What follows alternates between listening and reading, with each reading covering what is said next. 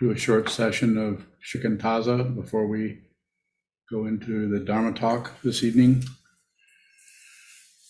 Holding the body very still.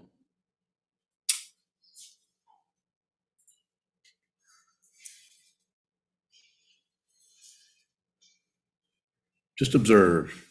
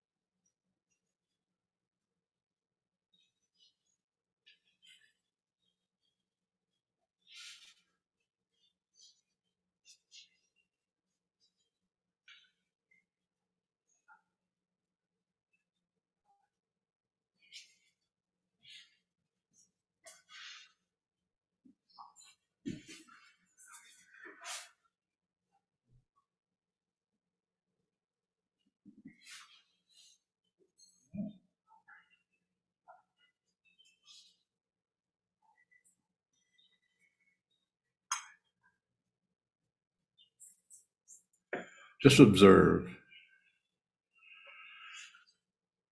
Whatever arises in the mind stream, just look at it. Just observe that. Just listen to that without comment.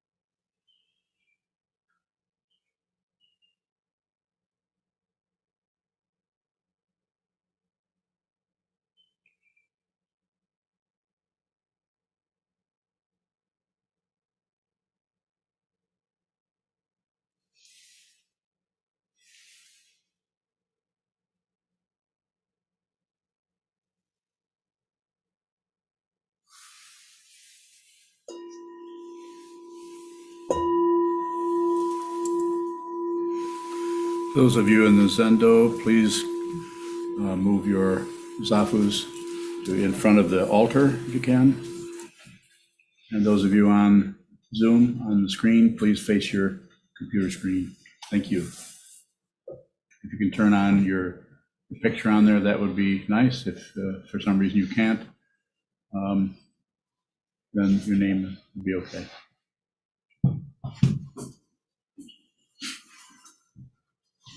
First of all, thanks to all of you who have contributed to this monastery and this temple, this Sangha, this community, this teaching, this teacher. Thank you. And if you can, please continue to help us as we go along. Several projects going on. At some point, I'm going to go into those more thoroughly, with more details, but not today. So this evening's Dharma talk is something I haven't talked about in a long time. but I'm going to talk about it today, and I am happy to respond to questions. Hope you have some. The title of the talk is Buddha Nature. Buddha, awakened. Awakened, the Sanskrit is Bud, is the root, there is the awake, and Buddha is the awakened one, you could say. And nature is just the nature of the situation. What is the nature of awakening? What is it? We can speculate. There are all kinds of books written on it, commentaries on it. And for something that is just about impossible, I would even say just about, it's impossible. You cannot describe that because it has no status as a phenomenon. This is why I think 13th century, somebody can correct me if I have the century wrong, it's possible, of the Zen master, Bankei Yotaku, I think I have his name right, Bankei Yotaku. His basic teaching was just remain in your Buddha nature, just remain in your unborn Buddha nature. What the hell does that mean? What kind of conceptual pointer is that? Well, if someone's practicing sitting meditation, then why are you all smiling? Did you think I said something other than sitting meditation? Perhaps. That's entertaining. Maybe I'll have to do that again some point. So if you're practicing shikantaza or sitting meditation, then there is a possibility, there's no guarantee, but there's a possibility by sitting very, very still, facing the wall or facing the floor, or just sitting still, and whatever is continuing to move without your permission, without your agreement, without anything other than just observe. It's like watching clouds in the sky, fish in a pond, anything that's moving. It can be watching sounds of a bird, a cardinal flies by your window and makes noises. It has several songs. Do you know how many songs a cardinal has? There's quite a few, and they're all different. Anyone know that? Have any bird, Andrea, you know how many birds? I don't know how many songs. You know? Would you take a guess? I would guess maybe a couple hundred. The only other birder in here would be, what do you think? Said 6. Okay, the war is on. Inflating, yeah. The birder war. So, but the idea there, I'm just using sound because that's another object that rises in consciousness, or sounds. You might be sitting looking at the wall, nothing is happening there, but yet you're listening.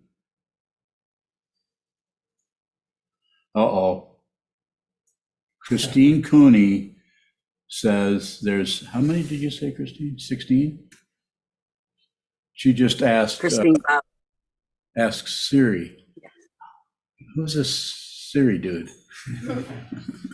Okay, 16. But what my point I'm trying to make is not so much the numbers racket, but otherness, some kind of, this shows and that shows. It's like clouds, it's like sounds rising in the mind stream. They show up and we just observe them come and go. We don't do anything with them. We just listen. And if you're listening to a cardinal, from the point of view of human being, it don't make any sense. But from the point of view of another cardinal, it probably mean a lot. And so, but that's up to them, none of our business. But you can just watch that come and go, observe that, train your mind. This is what you're doing here. You are training your mind to watch what is appearing and going away. What is appearing and going away without comment. And if there's a comment, then treat that the same way. That's appearing and it goes away. And eventually, the only thing that will arise is that which comes from dependent origination, or just the nature of relative truth, which is dependently arisen. Anytime we add anything to it, we're interfering with the chemistry of dependent origination, with our own little personalized, I don't want it that way. I want this, I don't want that. I'm not saying you would use that kind of sarcasm, but I'm using it because quite often that's how it seems. You begin to look at your own mind, what it does, it can be rather embarrassing to realize how demanding you are about very, very petty things. That will cause you to do what? Go in circles, not only through this day or next week or next year, but lifetime after lifetime. Is there more than one lifetime? No. Are there many lifetimes? No. Is there rebirth? Probably.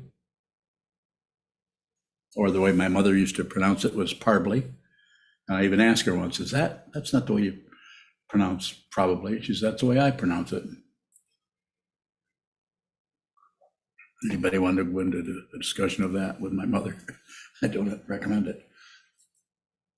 So whatever arises, you're training yourself to be, you can even use the word objective about just something shows up, it's a cloud, something shows up, it's a fish, something shows up, it's number 14 of the Cardinal's vocabulary. It's that one, it's that, and then that goes, and then another, and something else shows up, and then a motorcycle goes by. And you may, when you hear that, you may say, oh, that sounds like a Harley, or that sounds like, you may jump away from that into some kind of naming or definition. Is that wrong? No, it's just circular. And when you're doing sitting meditation, sit down, hold still, and watch the movement, you are slowly over time training the consciousness, which is all wrapped up in love and hate, right and wrong, up and down, back and forth, jealousy, just all kinds of pride and shame and all the polarities. Life and death is the big one. There is no polarity there. They are not, they are differentiated, but they're fundamental. You can't have life without death. You can't have death without something that's alive, simply put.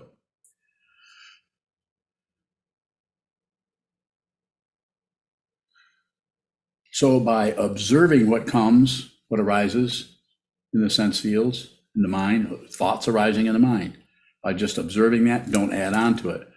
Don't push it away, aggression. Don't blame anybody for how it feels, passion. And don't shut down or ignore it, which is obviously ignorance or distraction or moving away, avoiding. The other thing I would say about that is that as you begin to practice this, you will notice how much you do all of those things. So that becomes embarrassing to the ego, and the ego wants to fix that. So there are teachers and teachings that come in and will tell you how to adjust and fix and how to not do this and how to not do that. Atisha's 7 points of mind training is full of that kind of stuff. Not wrong. It's totally appropriate. Some people have to work with the mind that way. But if you're sitting in front of me, you're ready to hear this teaching. Not that it's advanced, not particularly advanced, any more than any other teaching is. It's just direct. You're looking at what you're looking for. It just may be covered up with all of your bullshit, to use the fancy word, with your ideas, your conclusions, your conjunctions, your blaming, your me, and my ideas about the world, about that person and my neighbor and my spouse, and me, just all about me. It reconstructs, recreates, and nurtures a fictitious self called the ego. There is no such thing in reality. It sure looks like it. And we'll go to war. We'll hurt other people. We'll hurt ourselves in order to protect that somebody. We'll take our own life in order to show that we have some kind of power. I don't have to be here. I'll just end it. Not appropriate. But some people are on a track where that may end up being what they have to do. It's not wrong. It's just a misunderstanding. It's a misunderstanding of what this is. I'm here to help you with that. If you can receive it, then I'm here to help you. I'm very, very dedicated, serious, and sincere about this. All the energy, whatever energy I have left in my, whatever years I have left, whatever that months, weeks, days, I'm about helping you with that. I'm pointing at it. You don't have to listen. If you hear what I'm saying, if you understand what I'm saying, you can slow down, sit still, sit symmetrical, have all the senses on receive, have the attitude, just receive whatever shows up. I don't care how crappy or greasy or smelly that mind stream is in your mind. You need to receive that so that you can train yourself to what? The third pure precepts is be with all things. That's the basic vow of the Bodhisattva. No longer objecting to anything. This doesn't mean that you don't run away from a from a criminal or a thug or someone who's abusing you, don't, excuse me, I have to leave the room now because I'm not going to let you abuse me. That doesn't mean there aren't all kinds of relationship situations that might require you functioning in that relative area for a while. But if you see what this is fundamentally, then all you see is the Buddha. All you see is awakening everywhere. You see it everywhere. And it's not an experience. If it's an experience, here's an experience. Where is it now? Gone. Here's another one. Gone. Nothing lasts. This flower might last another few days. This ikebana, this Buddha, because it's carved hundreds of years ago, might last another 100 years or two.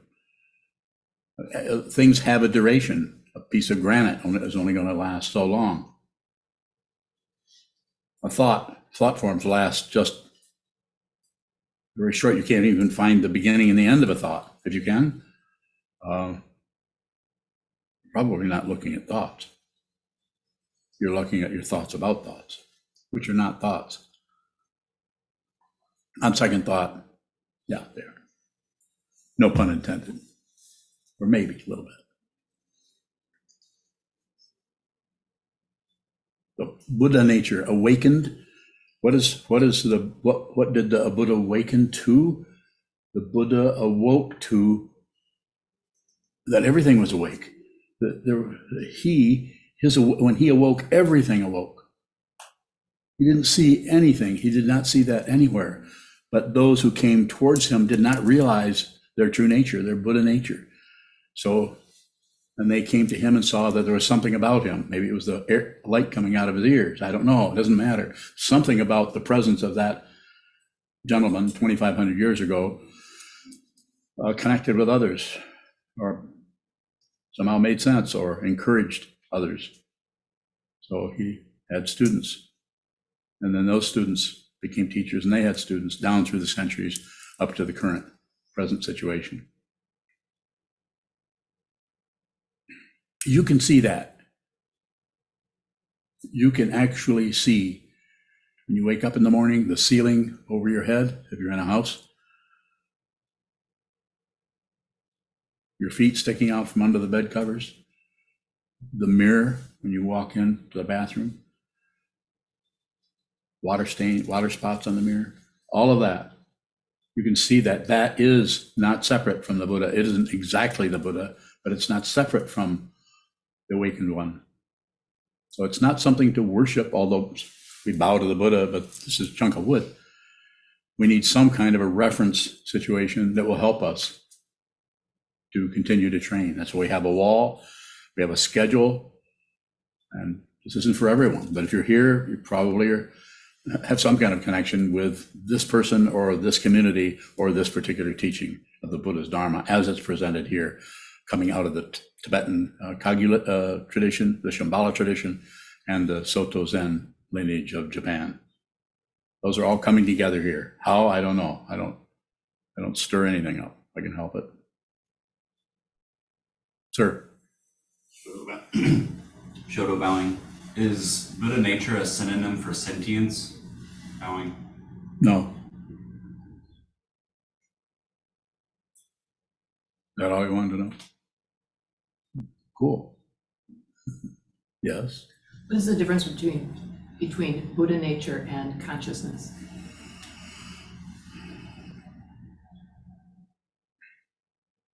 How does it look to you? Buddha look the same to me. So they're different words, probably very similar. There's no identity in Buddha nature.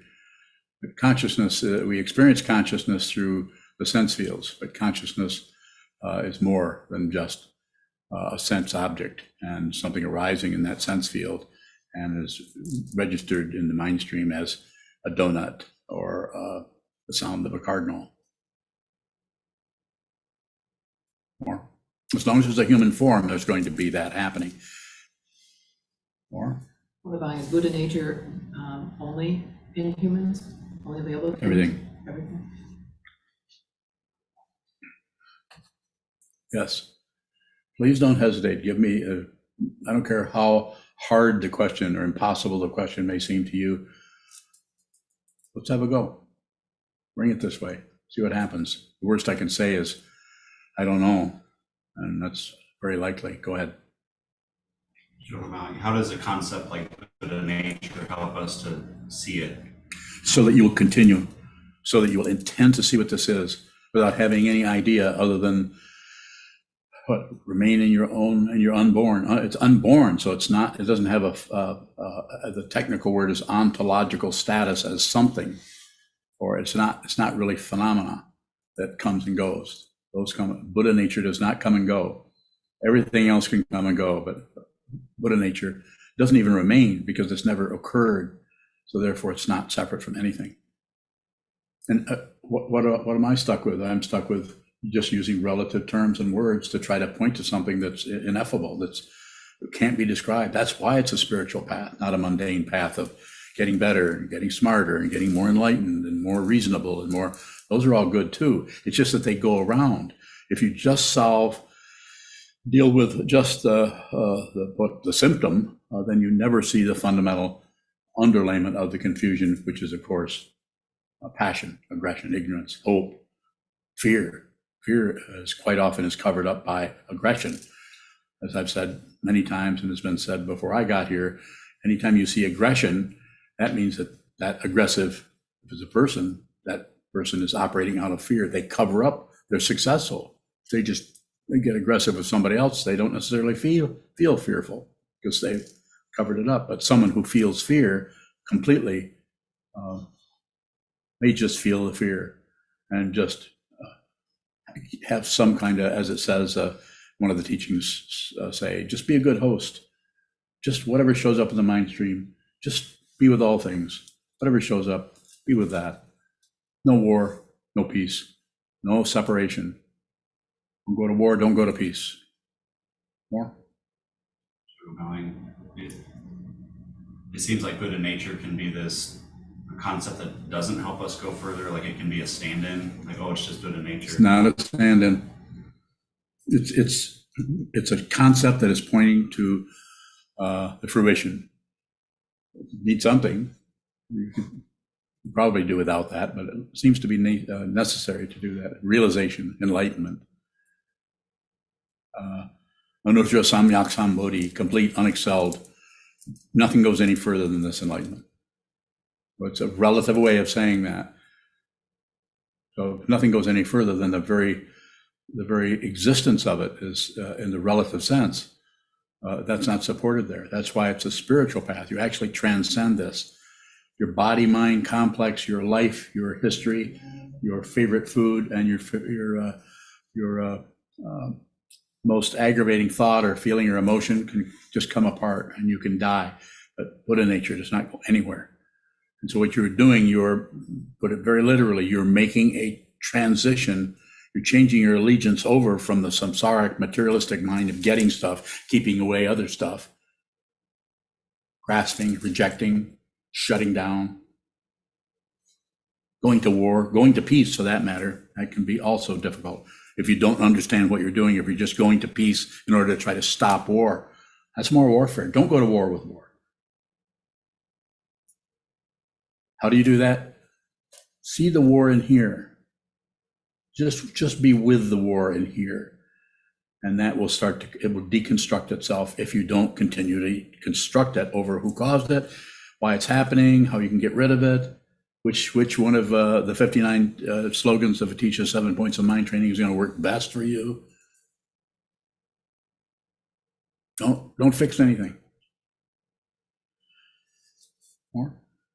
Yes. Relatively, if we have symptoms and we start to look for a root cause, that still feels somewhat circular. It is. Ultimately, if we're looking for the basic confusion, is that still circular? Not necessarily. If you have a strong sitting practice, in other words, sit down, hold still, or you're observing this and you have some kind of connection with what that teaching actually is, you're actually starting to mean something to you. You're not just sitting there turning into a vegetable, like it's been referred to in the past, but you're actually looking at the area that you could even call the root the consciousness. You're actually watching this come up. If you use technical terms, you're watching how things come out of the alaya vijnana or vijnana, the actual storehouse consciousness. You're watching how that comes into the seventh consciousness, or that part of the mind, not just a simple processing mind, that's available to all of us all the time, but that part of the consciousness that is paranoid, it closes right down if there's any threat. Whereas the Buddha nature, or the Buddha mind, doesn't see any threats. It doesn't mean that it won't get out of the way of a speeding motorcycle in the road. It would move over. But it doesn't see anything fundamentally threatening, because it doesn't see anything else but awakening everywhere. More? You bowing? It seems like we could waste our life looking for that basic confusion and still never see it. You could. But it seems to be necessary to go at this with some sincerity and some persistence. This is why we have a vow. You received the lay precepts, Bodhisattva precepts, is to put others before yourself. Pretty hard to do, isn't it? Pretty difficult. But it's not about accomplishing it, it's having the intention to do that.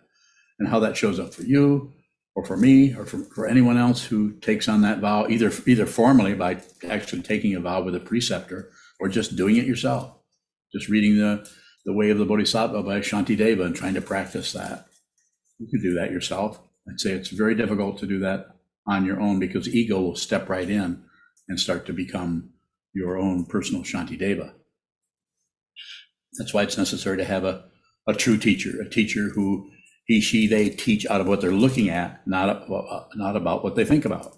Even though their thinking process could be extremely powerful, and they could be a Buddhist scholar.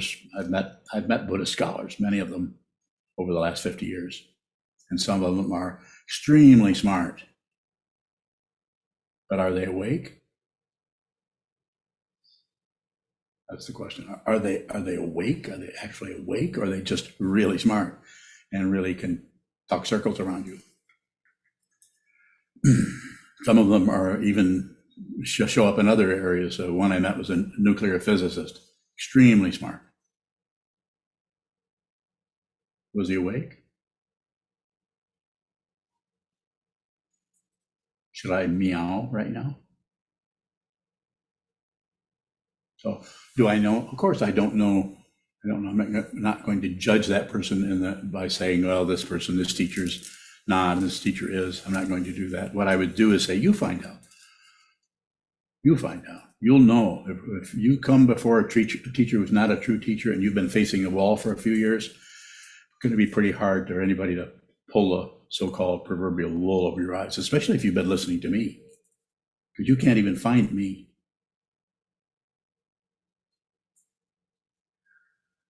Yes, sir. Myoka bowing. When we ask our teacher, when we say, please remain, how does that support us seeing our Buddha nature? Well, you got somebody around to harangue you a little bit longer. Get back to the cushion, practice more. How many hours you sit last week? Myoka?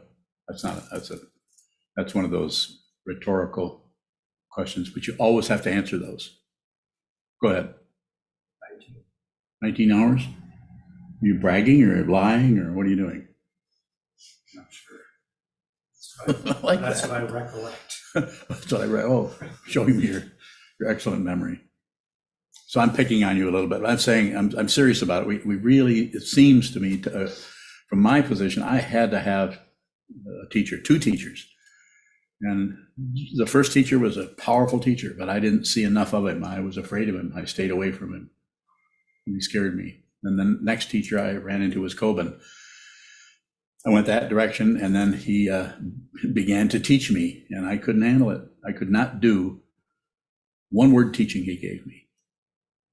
You don't take precepts, you observe them. I couldn't receive that from him until about 6 months before he died. Your question?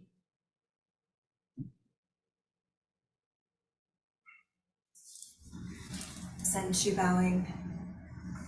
Earlier you said that in Shikantaza we are training our minds to be more objective with what arises. So that would be a way of talking about it. Eventually, it goes beyond the objectivity also. In becoming more objective, do we become less subjective? Not necessarily. You could be even more subjective because you're so damned objective. It's a circle. There's not two things anywhere. There's not even one thing. It's complete. What the fancy word from the movies would be matrix. It's a matrix that if you see it close, it's just you can't calculate it, can't figure it out. Calculus will not work, nor will artificial intelligence. Go ahead.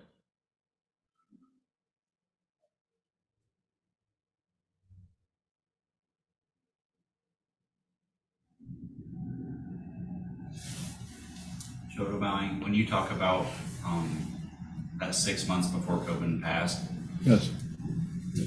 what shifted there? What are you pointing to at that point? I was just very embarrassed. I could see that I've been a complete fool in front of a master teacher.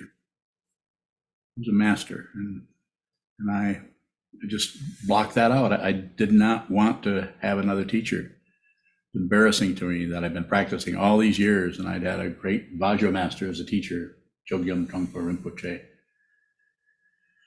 And then I meet this very small Zen monk who was already a teacher to my oldest son, Takudo, and to my friend from art school days, Shoho. But it just got to the point where I just couldn't stand it anymore. I was just completely embarrassed by the whole thing. But Shoto bowing. Is there something about being too casual with ourselves and others that blocks out our Buddha nature? of course, so it's not about never being casual, but it's the strategy of the ego to kind of make everything casual. And it's the strategy of the ego to just tighten everything up and make sure everybody follows the form. And sometimes if your style is to really follow forms really closely, and then you see other people aren't doing that, it's very difficult not to be critical of them. Have you noticed that about yourself? You get irritated when you see people who don't sit as much as you do. But then when you don't sit very much, then you always explain to others why you're not sitting so much. Isn't that right? Make sure everybody knows so you have an excuse. You're smiling, so either you are embarrassed or you're moving to Philadelphia. No, Is that an order? that's worse. I asked if that was an order. Oh, no, don't move to Philadelphia. Stay here. That's an order. Certainly. Yes, sir. I'll go with you, and then I'll go to Mahesh after I respond to her inquiry. Jesus, like, how can there be confusion if everything is awake? Confusion is awake. If you want to see your Buddha nature, you have to look at your confusion like you and I have talked about recently. Look at the confusion. If you try to cover it up with blaming, if the confusion is in your mind stream and it's got a hold of you and it stinks or you're suffering or it's difficult, you leave that confusion to point the finger at anybody, me, another person in here, your family or your country or any otherness that you bring about or you point to or establish as the reason you're having this feeling. To see that feeling, you will see the Buddha. I can't guarantee it, but I can just about guarantee that if you continue to blame others for how you feel, you're not going to see the Buddha, not in this lifetime. Am I clear? Is there something I can help you more with? Good question. Jesus, like, how can awakening be expressed as confusion? How's that?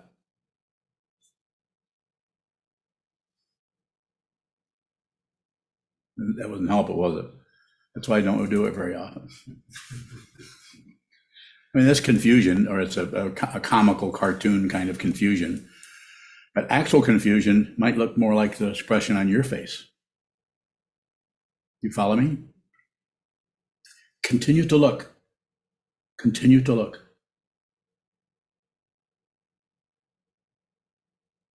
Continue to look, and don't make any assumption. When you look at it, don't assume that you're looking at this or that or the other thing. Just continue to look. Have a willingness to not know what you're looking at. In this way, the ego mind, the self-centered mind, the thinking mind, which your ability to think is pretty powerful, it starts to come apart. It won't prevent you from working for Google.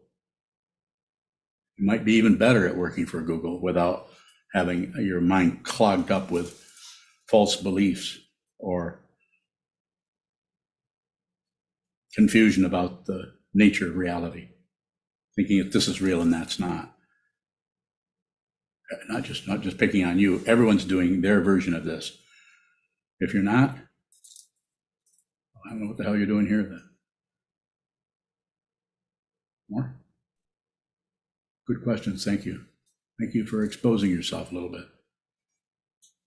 Mahesh. Mahesh Bowing. I'm wondering how some teachers are deeply realized while others are not, when all of them have seen through their self. Is it based on what level of bhumi they're on? Bowing. What is it you want to know, Mahesh? I heard the question, but give me a simple question that I can respond to, and that will be helpful to me, to you, and to everyone else. I don't want to get into boomies. Go ahead. Yeah, I'm wondering why some teachers are not, they're given Dharma transmission, but how come they don't appear very realized?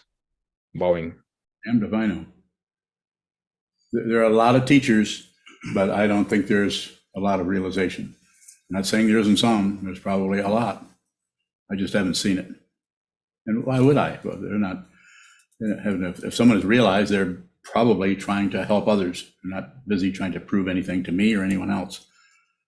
As soon as you hear someone start talking about how realized they are, it doesn't smell very good.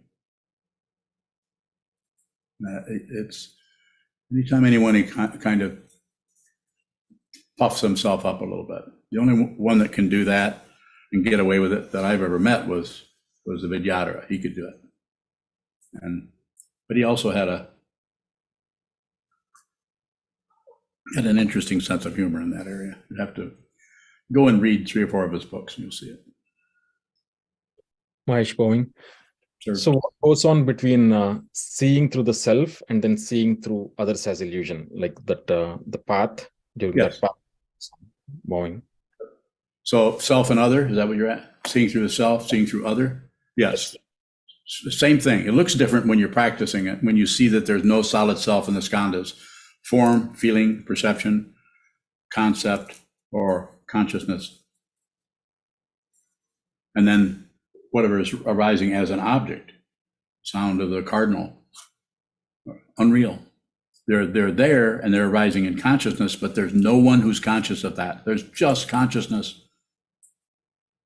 Even the teaching consciousness only is like it says on the banner at the back of the Zendo, perception only. It's just a perception. It's not what's perceived, and it's not what's doing the perceiving. That's the duality of it that is so confusing, that makes this world turn on its axis, off kilter, off balance, out of alignment, in need of a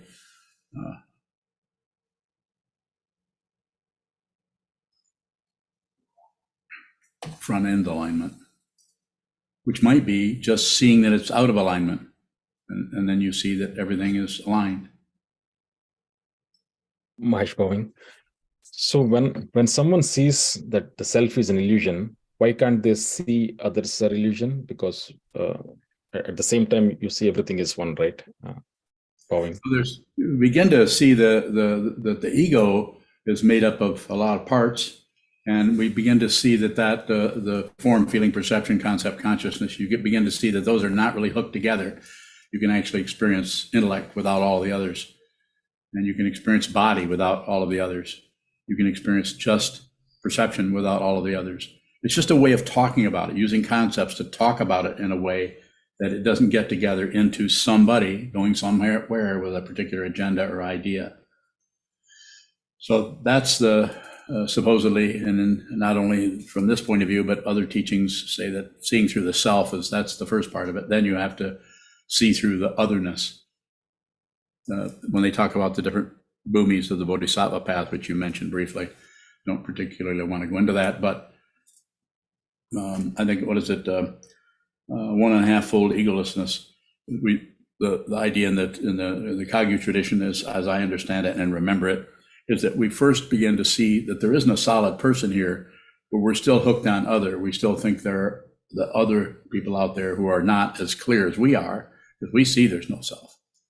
But we still think there are others out there who don't see through that there's no self. And of course that's true relatively, but that doesn't mean they are an improvement on, or that you are an improvement on what they're seeing.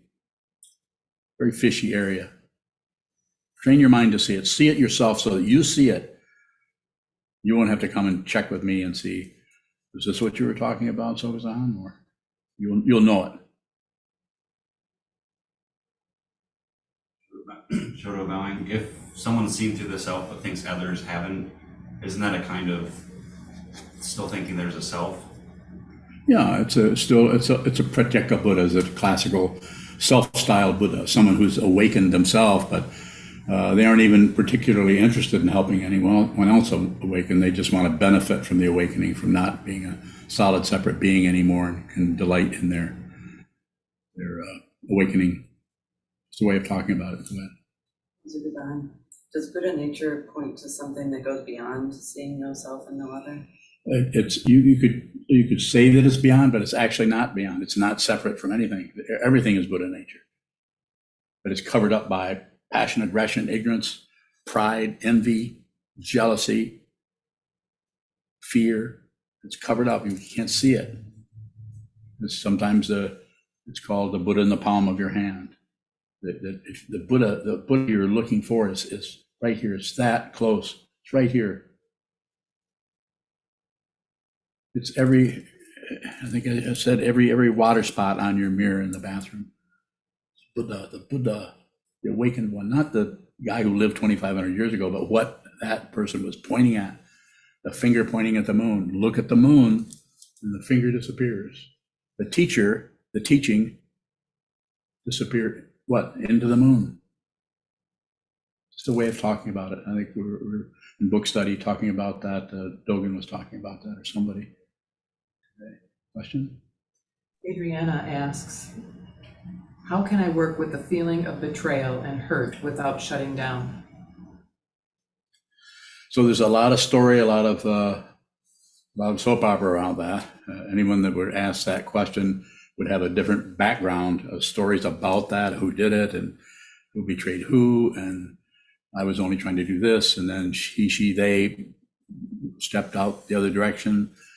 And so the simplest way to say is spend a lot of time in front of a wall and watch how you shut down, so you get very familiar with your particular style of passion, aggression, ignorance, pride, envy, hope and fear, and all the other dynamics that enter into just being a living being and trying to navigate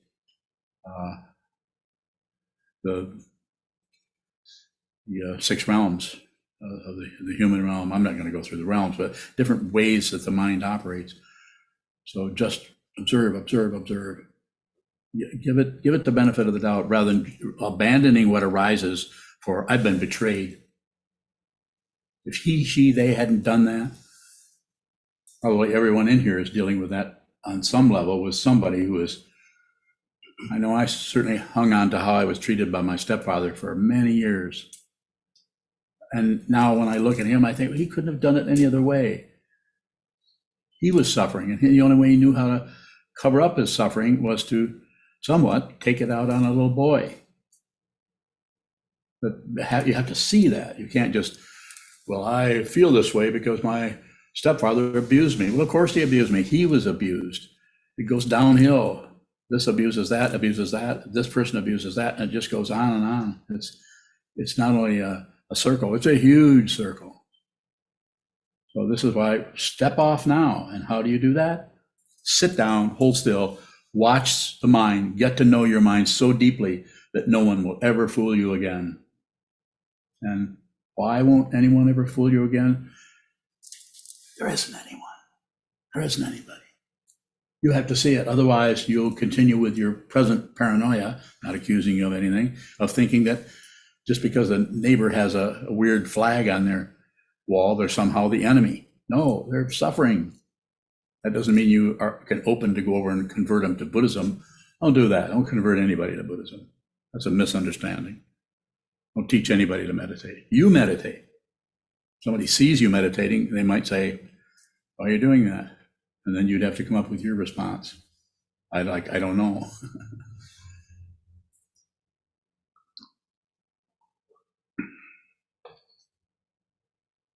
Further questions?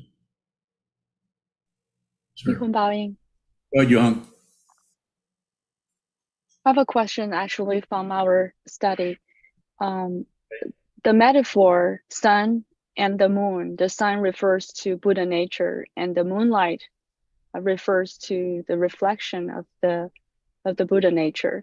So my question is, does the metaphor give us a reference point for us to relate to the Buddha nature and enlightenment? Yes. Is that a reference? Yes. If you wanted to continue to use those, you could say that the sun is the Buddha and the moon is the Bodhisattva, or the one on the way to becoming the Buddha. You could say, you could even go further. You could write a book about it. You could look at the phase of the moon and see which bhumi each phase was. It could get very complicated, very fancy. And people would read your book. And you could tell them, I was your teacher. Nihon Baoying. Yeah, the reason is, also I had a question about why is always talk about the moon when we study, especially regarding the enlightenment, is why is always is the moon or the sun? Baoying. You know, I wouldn't get too tricky with it. I mean, Jupiter has more moons, so I don't know what's happening over there, but those guys got to be really confused on Jupiter when they're at this pointing at the moon. Which moon are you pointing at? Well, then what they would do is probably say, well, this is this school. That's why this school of Buddhism points to two of the moons, and this other school. I mean, I could go on and on, but you know what I'm saying. Don't squeeze those concepts too much. Just use them. If the moon, finger pointing at the moon helps you, then use that. But don't necessarily go in and try to construct it in such a way that you get some kind of deeper truth out of it. It's already deep enough. It's just the moon. It's just the moon. It's just the sun. It's just light. These are ways that light approaches or light shows up for us. Nihon Baoying, thank you. You also said our Buddha nature never die, is unborn. Yes. So as a human being, are we able to have a glimpse of the Buddha nature? Have a what? Have some glimpse of the Buddha nature. Glimpse? Yes. Yes. The glimpse is not the Buddha nature. It's a glimpse. So the otherness is still operating as someone who's glimpsing. But yes, you may have one glimpse, you may have 50 glimpses, but it's still the Japanese word is kensho, or insight into your true nature. But it's not enlightenment. It's just you see it. Actually, enlightenment is nothing. It isn't anything. If it's something, then we're right back to relative truth again. It can go away. So it does not appear, and it cannot vanish. This is a spiritual path. If you're interested, I'm all about helping you with that. I will do my best to meet you where you're at for as long as I'm here. And I don't know what else to say other than train your mind. See it. Don't get it from me, even though I talk about this over and over again, week after week, month after month, and so on. You have to see it. You're welcome. Yes. What does it mean when you say everything is awake? I'm saying that everything is not sleeping. It's what confuses us is the separation into self and other, and the relative idea of now I'm asleep, now I'm awake. We're so convinced of that we buy into those polarities, and that's because the consciousness is showing up, is arising. The body-mind complex of a human form is arising in consciousness. Consciousness somewhat arises in the sense fields and so on, but the most important one is we are all arising in consciousness. Consciousness belongs to no one, and everything is completely awake. Yes, it's awake. Don't fall asleep. Don't cover it up. More? Divine, what do you mean by awake? Not asleep. I have to use relative terms. Ask me, I'll tell you what, I'll respond to that without relative terms if you can ask me a question without a relative question. Then I'll be happy to respond. I'm ready. This is a very Zen-y thing to do, you know. They've been doing this for centuries in Asia. Go ahead. So you can't even ask me a question without a concept, but you want me to respond to that without a concept? Okay, well, you heard the deal. I'm ready. But I can say that if you're able to do that, I probably will get a migraine. Or not, I don't know what I'll get. I understand what you're asking me. It's difficult to continue in the conceptual area and make it something that's going to be fundamentally helpful. Yes? Sure, if the concepts aren't the truth, is there something that we need to do with them to benefit from them or to see the truth? Just watch them come and go. They're just things. They're just items in space. What we do is we think one concept is better than the other, or we just sort, we pick and choose. Don't choose anything. Don't choose anything, but don't miss anything. Look at everything. Smell, taste, hear, feel. Receive everything. You can do it. What? Is the most helpful concept the ones that just teach us how to sit? What do you really want to know? You teach so much. I do talk a lot, don't I? Why? Like to hear myself talk. I don't know why. I spent over 30 years just studying and not saying much at all. Chokadao might disagree with that because he met me 23 years ago. No. So he heard me back in the old days when I was still snooping around in the hog pen. Have any comments on that, Chokadao? Good. Whew. I thought he was going to expose me. Go ahead. If we have the intention to help others, do we need to see what this says for that help to be thorough? I think those all work together. Just that's why the vow is so important. I vow to be with all things. I vow to save all beings. Even though you know you can't do that, you don't even know how to save ourselves particularly. But the vow, the intention seems to be so powerful. If the intention, that's why it's a spiritual path. You're actually making an intention that's just impossible to do.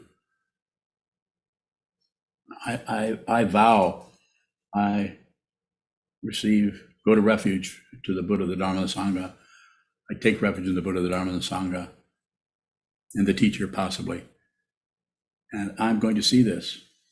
I'm not going to harm myself or others. I'm going to try to do good for myself and others as much as I'm able, as much as I can see what that actually is without meddling with them.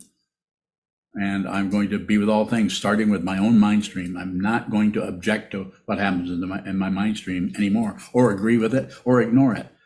That's a powerful thing to say over and over and over again. At the same time, you are constantly aware of how you cannot do that. That you continue to grasp at this, reject that, shut down this, and you realize how judgmental you are.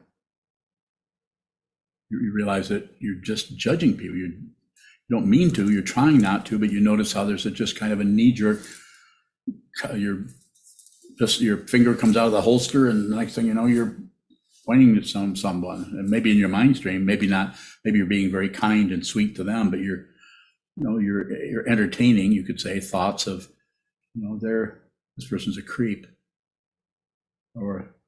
And what do you do with that? Don't do anything with it. Don't fix anything. Please have some, I don't know, no other word comes up, have some humility and actually be the crap you're trying to get rid of, because it is not, it's not something you can get rid of to make into some better person. Go ahead. How is intention different than grasping?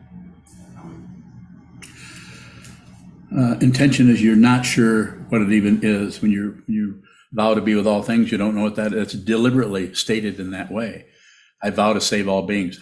You can't even save yourself. Can't even save your next door neighbor in a relative way. So, but it's the intention to do that. It pulls the mind somewhat away without aggression. It pulls it away from the relative concepts that are ruled and governed by hope and fear into an ultimate understanding. You're already beginning to see that. As Dogen said in the 13th century, as soon as you sit down, this is Buddha. Sit down, hold still. This is Buddha. More? Sure. Is intention a way to work with our casualness with what this is? So you're coming back to the casualness again. What is it you're dealing with there? You're too casual? You said something in the White Tower room at dinner. You said, don't be too casual. Yeah. Don't gossip. The only person that gets to gossip here is me. Is that the only expression I'm going to get out of you? Oh, really, gossiping about anybody. You should be very respectful to people. It's not that you couldn't know that somebody's doing this or this or this, but really look at your intention for talking about anyone, saying anything about anyone. And quite often that will expose areas of consciousness that are still trying to get something, ego. That's how you see the lower, deeper levels of ego, of wanting something else. More? Is intention path? Yes, intention is the way. Shodo, which means illuminated path or shining path or some kind of a smarty pants path. Yeah, smarty pants path. Is that it? Show, smarty, do, path. I guess I left the pants out, so we'll just go with shining path. How does that strike you? That's your name. What does that mean? How does that name? Do you ever think about that name? What I'm basically saying there is everything is the path. It's always in front of you and it's always brilliant. Just like this gentleman here, his name is Juzan, is Freedom Mountain. Where did that come from? Free. It's a mountain and it's solid and it's inflexible and it's permanent, but it's totally liberated.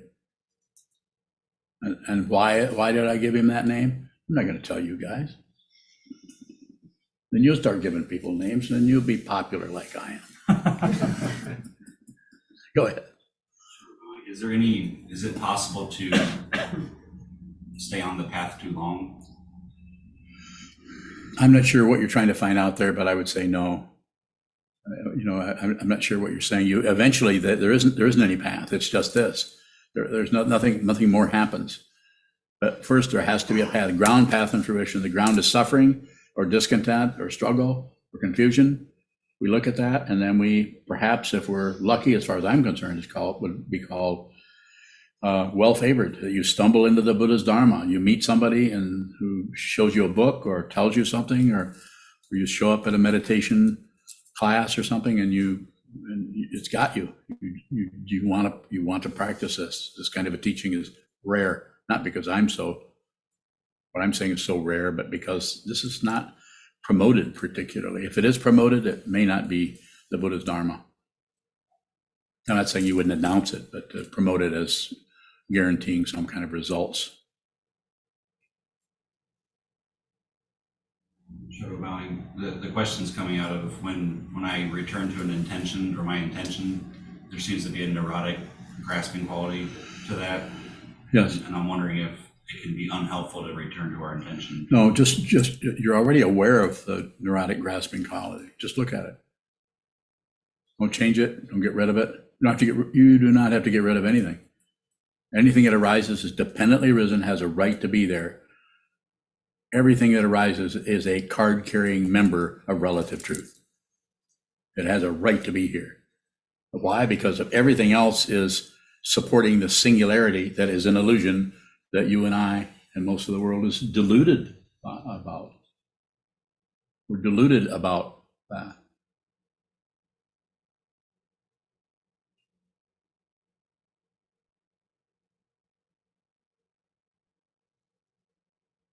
Is there a final question, or should I just stop?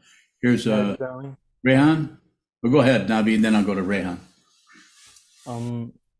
How can we stay in our Buddha nature when others try to pull us back into the idea that they have about us?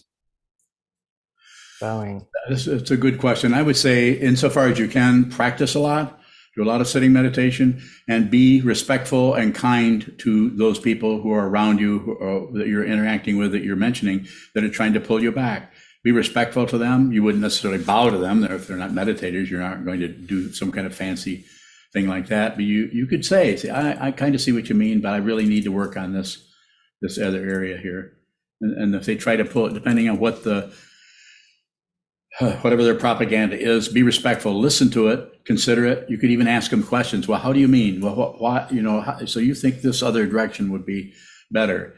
And I may be misunderstanding what you are asking. It may be somebody just out and out getting angry with you or criticizing you or threatening you. That's another way to try to pull you back into argumentation or into discussing something or debating. Don't debate anything.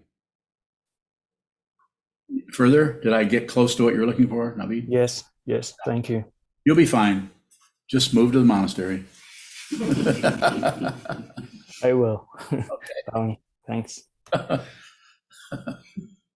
Take your time. It's going to be here a long time, perhaps. Rehan, are you there?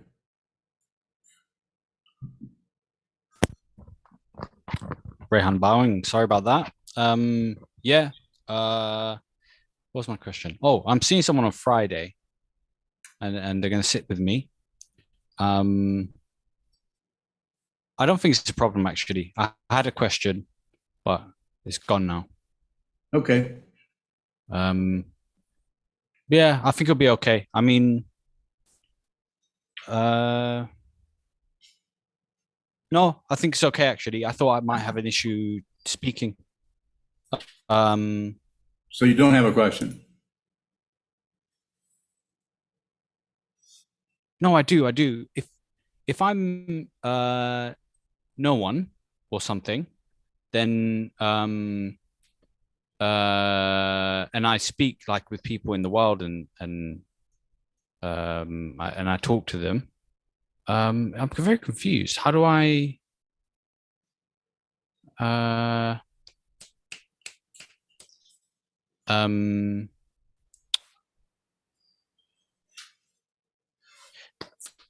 I had this problem where I go blank. I'm having a problem now. I go blank a lot from the meditation and I'm going blank a lot. Like I can't. Oh, you sound good to me. Just keep your mouth shut. If you're blank, then just don't talk. It's like my brain is blank. Like I can't think of what to say, but I'm speaking fine now. But it seemed good to me. How much? Let me ask you something personal. You can share this or not. But how much sitting meditation in the style that I teach, assuming you do some of that, shikantaza, sit down, hold still, watch what moves with the eyes open. Do you do that?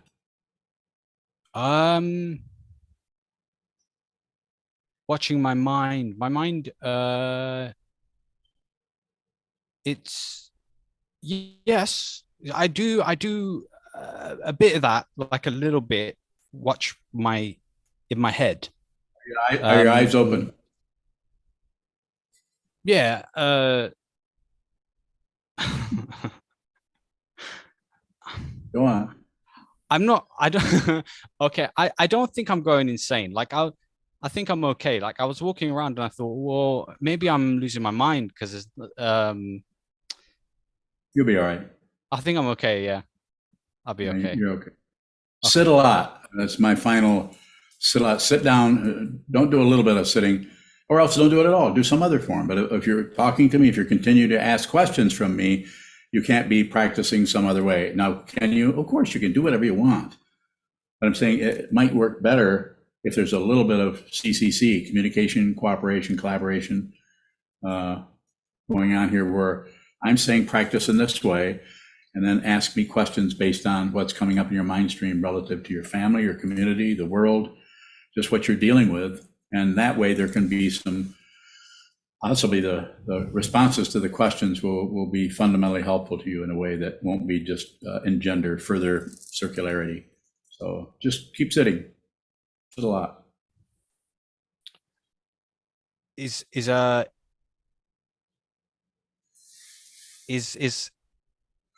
sit a lot. I'll sit a lot and I'll I'll sit a lot and All right. if okay.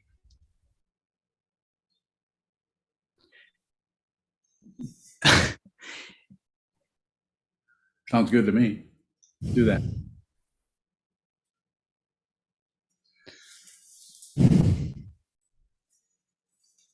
Very good. Are we good? Yes. Okay. I think we're good. We'll stand and dedicate the merit. Thank you.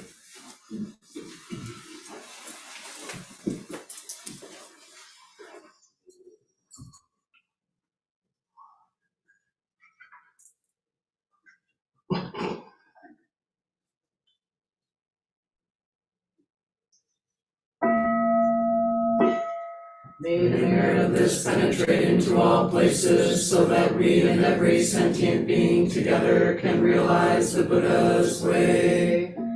Jiho san shi shifu, shi song bu sa loko sa, loko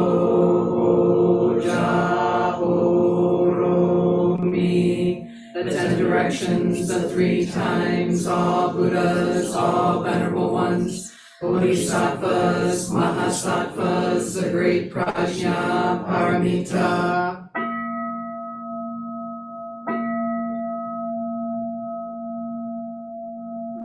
We will return to sitting until evening chant service at 7:40.